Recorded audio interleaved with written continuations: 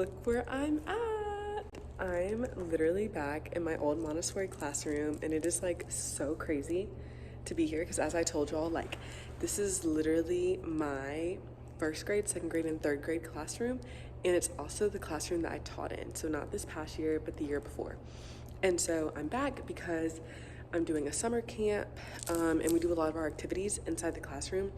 And so I wanted to show y'all sort of how I see some of these lessons and how they can be used in like a public school classroom, because a lot of the hands-on lessons like in Montessori are so amazing, and it really allows students to like fully understand. Like it's not just like some idea, like it's like right in front of you. So I wanted to show you some things. We're gonna start off with some math, okay? So these all right here are the bead bars, okay? And so I want to see. So we have our little short ones all the way over here, and then these hanging up are the super, super long ones. And then in these boxes are the little multiples.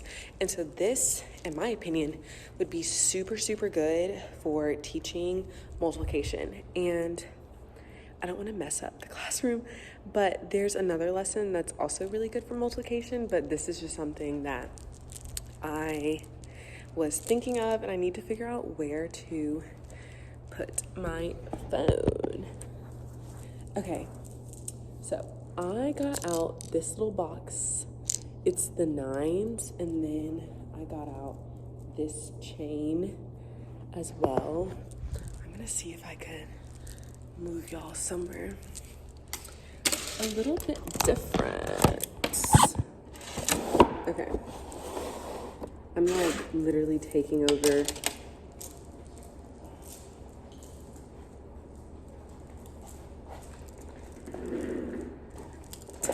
the space. Can this go up? No. Okay, so these would be my 9s, and also just something in Montessori you sort of get used to, like the colors.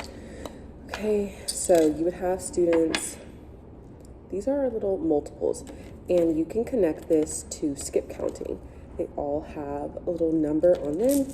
I always tell my students, like, the first part is to make sure that your numbers, your little cards are all flipped over so that you can see the numbers.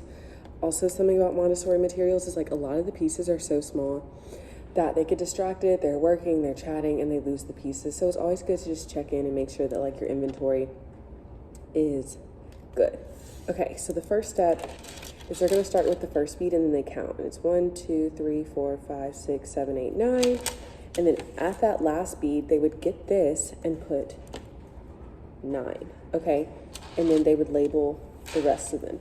Now, you can imagine those beads over there that are like super, super long. That's like just so many, like definitely into the hundreds. That's going to be a longer lesson. That's when, as a teacher, I used to say like, hey, this is something that you can work on with a partner. First graders loved doing this. They loved it. And then you can put in shape, you know, it's really long. You can, looks like a snake, and you have to keep counting. It's a lot of work. Okay, so they would label it. And this helps them with skip counting. So we have 9, we have 18, we have 27, 36, and so on and so on. So then they label it. If it's a shorter chain, they can draw it in their notebook, or sometimes we would have paper that already had the beads on it, and then they would label it. So I'm just gonna label, I guess I have time to finish labeling it. Also, it's just really fun to watch them like thoroughly enjoy a lesson, you know. Sometimes you see them do a lesson, you can just tell they're like so uninterested. Also, the biggest card is like, or the last one's like the biggest, like it's very boxy. Okay, so it looks like that once you get done labeling it. And so my thinking as a teacher that probably doesn't have these materials, but it would be nice if I did, I would say, okay, you know, let's look at this. How can we think of, you know, 9 plus 9 plus 9? Okay, you could see 9 plus 9 plus 9, they're like 27. Okay, that means we counted 9 3 times. So what's 9 times 3? And then we look, oh, 9, 9, 9, 9, 18, 27. So it's really, really easy to connect it to multiplication. Also, as you like enter fourth grade, like you gotta know it. You know what I mean? Like in the beginning, it's like you truly want your kids to understand multiplication. Once you've taught it, you can only teach it with so much. You need to know, and just laying the cards out helps them familiarize themselves like with the multiplication facts. So yeah, that's just something I wanted to show y'all. They have it all the way up to 10.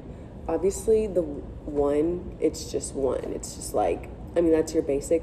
I would just use that in like a lesson to demonstrate how to label it. I would not actually put that like as a lesson for someone to do for the week, and then you would just tell them to clean it up. The only thing for me about like getting Montessori lessons like in a public school classroom is, one, they're really expensive, and your budget that you get in a public school classroom, depending on your district, is just not that. It's not that high. It's not that much. Like some of the lessons in here would probably take up like a quarter of my budget. But it would be really, really cool to have in the classroom. It would also just be like a fun station to have, and so that would be really, really nice. And then another day I'm going to show y'all another multiplication lesson, and I think I'm just going to alternate between like reading and math, and just like how you could put this into a public school classroom. Also, if you're homeschooling, something like this would be really, really great too. Anything hands-on where they can actually see it is really helpful. I mean, just imagining like 9 times 3, it's like 9 times. What does times mean? You know, as an adult, we know what it means, but as a child, like they really do need to see it. So in my classroom, I did have manipulatives, and I would have things for them to touch hands-on, but I do like the Montessori materials so much more. So stay tuned for more lessons.